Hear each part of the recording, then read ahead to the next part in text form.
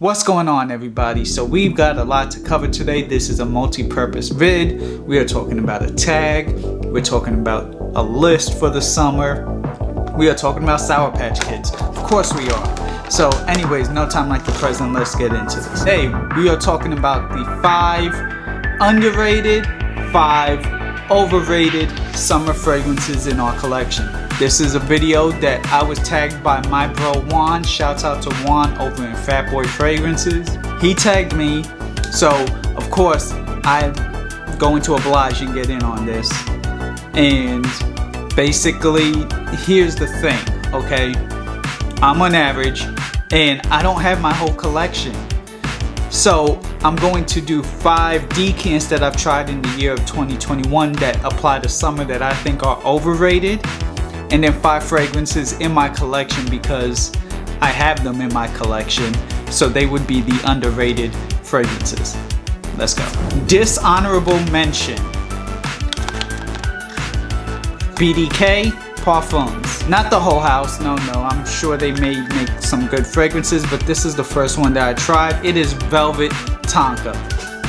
So here's the issue with this fragrance. It doesn't really last. It is light enough that it could be summer or springtime, but it's a very dry, powdery fragrance that comes off with a little bit of tobacco, hint of fruit, some sweetness in the vanilla, but it's just overall a very dry, nutty, almond type of tonka, which is normally something I would like, except it's too dry and it doesn't perform for me. I'm only getting 2 to 3 hours performance, not that much projection even, at least compensate there, but no.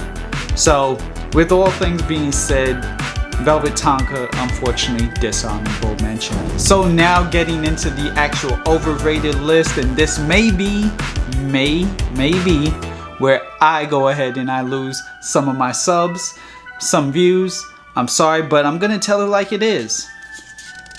Terre d'Hermes, really all Terre d'Hermes, but this is the parfum. I got refamiliarized with this fragrance. I didn't just try it this year, but I got some samples this year to kind of really see if this was something I would like, and I don't. It's just too dirty vetiver. The orange, it's just a vibe that's not gonna work for me. It's too dated, not my vibe. Sorry. I respect it. Jean-Claude Eleanor, you're still the GOAT. But, at the end of the day, it's just not for me. The next 3, see, this is why you need to check out Juan at his store on his channel, because he went ahead and helped me out. These next 3 are basically all almost in the same, so it will be 432. Cliff notes basically, CH Man, Under the Sea, nice, probably the best CH Man that I like from Carolina Herrera. However, it's kind of blah, especially like considering some of the other fragrances I have. It's just kind of like a regular aquatic mixed with, you know, this like violet leaf. It almost gives me like Hugo Boss Night mixed with Acqua di Gio vibes, if you will.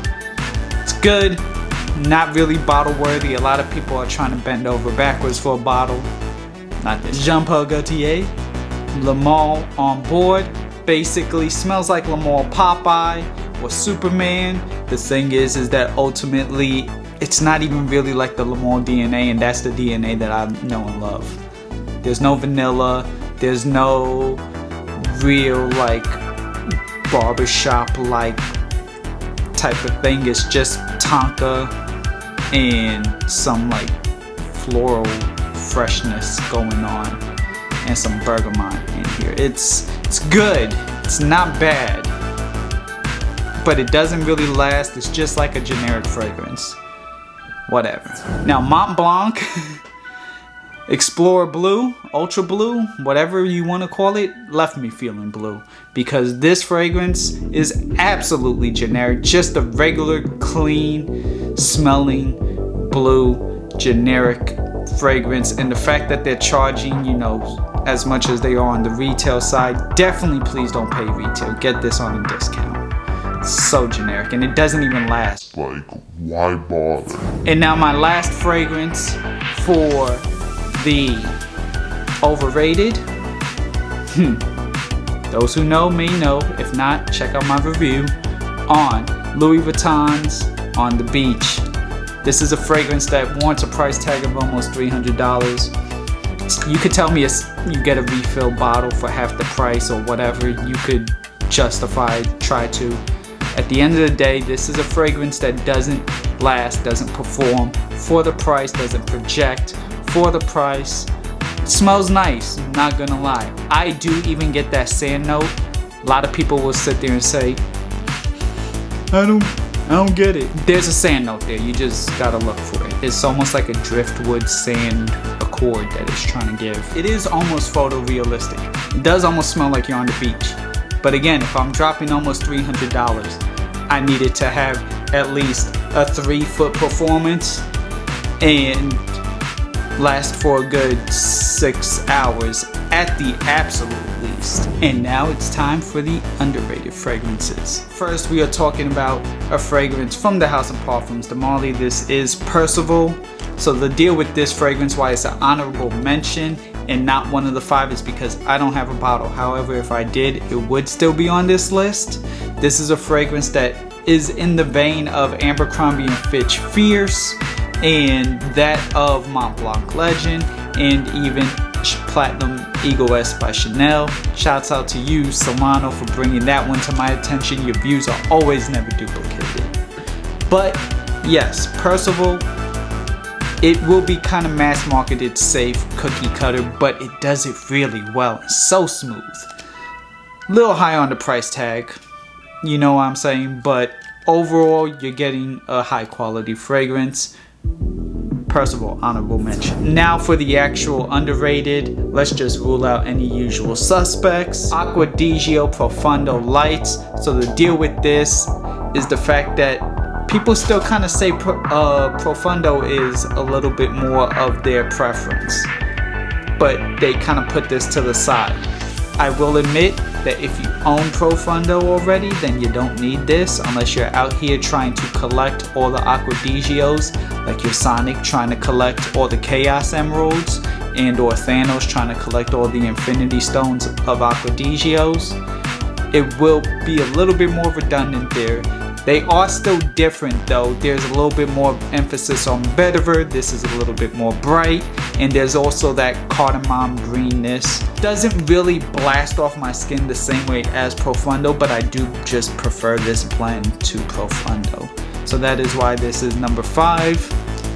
Acqua di Gio Profondo Lights. And I have a love-hate relationship with the Louis Vuitton fragrances, so that's why I appreciate the Doer brand for going ahead and throwing the alley-oop to me in terms of giving me something, because I do like the way that they smell. I just hate the price that I'm paying for them and the performance that they're giving me out of the Louis Vuittons. I'm swimming. This fragrance is a fragrance that you'll get a little bit of like just blueness, and not in the realm of like Bleu de Chanel, but like actual water blue vibes with a lot of orange, mandarin, array of citrus, some musk, might even be a little bit of vetiver. I'll admit this fragrance doesn't sparkle and pop the same way that Afternoon Swim does, but once it gets into the dry down, like after the first 15 minutes, this and that are basically the same, except this performs so much better.